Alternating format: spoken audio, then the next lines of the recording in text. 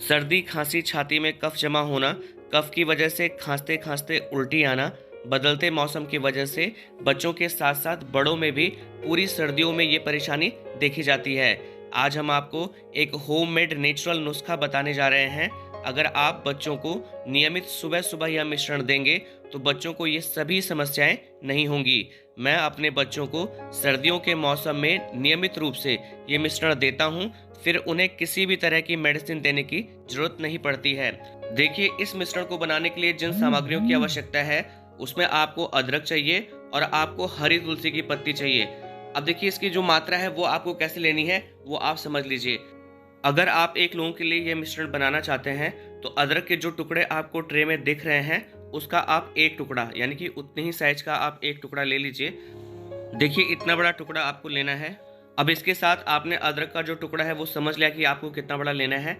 अब जो तुलसी की पत्ती की मात्रा आपको लेनी है, तो एक लोगों के लिए आपको 3 से 4 तुलसी की पत्ती लेनी है। तो आप अदरक का टुकड़ा ले लीजिए और 3 से 4 तुलसी की पत्ती। मुझे यहाँ पर 6 लोगों के लिए ये मिश्रण बनाना है, इसलिए मैंने यहाँ पर 6 टुकड़े लिए हैं और 15 से 20 मैंने तुलसी की पत्तियाँ ली हैं। अब आपको करना क्या है कि इस तरह का अगर ओखल आपके घर में है तो आप ओखल में कूट सकते हैं, और अगर ओखल नहीं है तो आप मिक्सी के जार में इसे रख लीजिए और फिर आप इसे पीस दीजिए।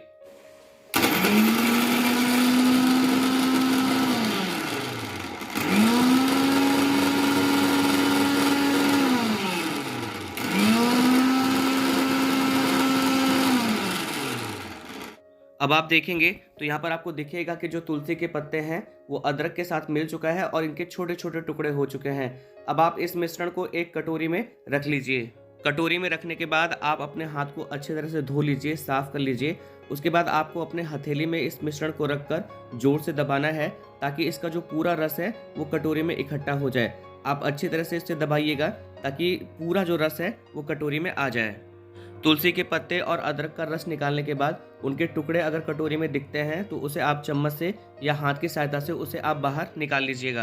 अब जो लिक्विड आपने तैयार किया है उसे आपको गैस की हल्की आंच में आपको गर्म करना है। आप ध्यान दीजिएगा, इसको ज़्यादा गर्म मत करिएगा, क्योंकि अगर आप इसे ज़्यादा गर्म करेंगे तो ये कटोरी में जमने लगता है। तो आपको तब तक गर्म करना है जब तक ये जमे ना।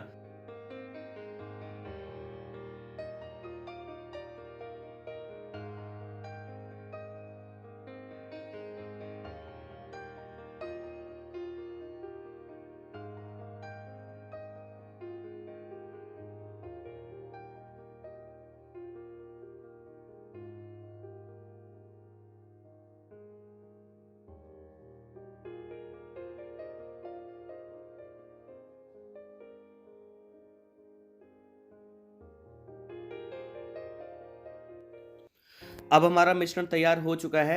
अगर आप एक लोगों को यह नुस्खा देना चाहते हैं तो आपको आधा चम्मच शहद लेना है। शहद आप अच्छी क्वालिटी का ले लीजिएगा। आप देख रहे होंगे कि ये शहद मैंने बॉटल में रखा है, क्योंकि ये प्योर हनी है जो हमने मधुमक्खी के छत्ते से निकाला हुआ है। और अगर आपने ज़्यादा लोगों के लिए ये मिश्रण तैयार किया है, जैसे मैंने यहाँ पर 6 लोगों के लिए ये मिश्रण तैयार किया हुआ है, तो मैं यहाँ पर 3 चम्मच शहद के डालूंगा और इस तरह से आप अच्छी तरह से मिला लीजिए। पूरे मिश्रण को बहुत अच्छी तरह से मिला लीजिए।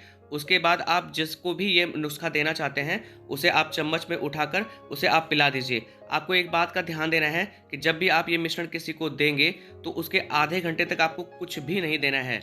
देखिए, ये जो नुस्खा है वो 100% नेचुरल है, इसका कोई साइड इफेक्ट नहीं है। जाड़े के दिनों में कहा भी जाता है कि नियमित रूप से गुड़ या 1 चम्मच शहद लेना चाहिए। तो जो गुड़ और शहद होता है वो कफनाशक होता है।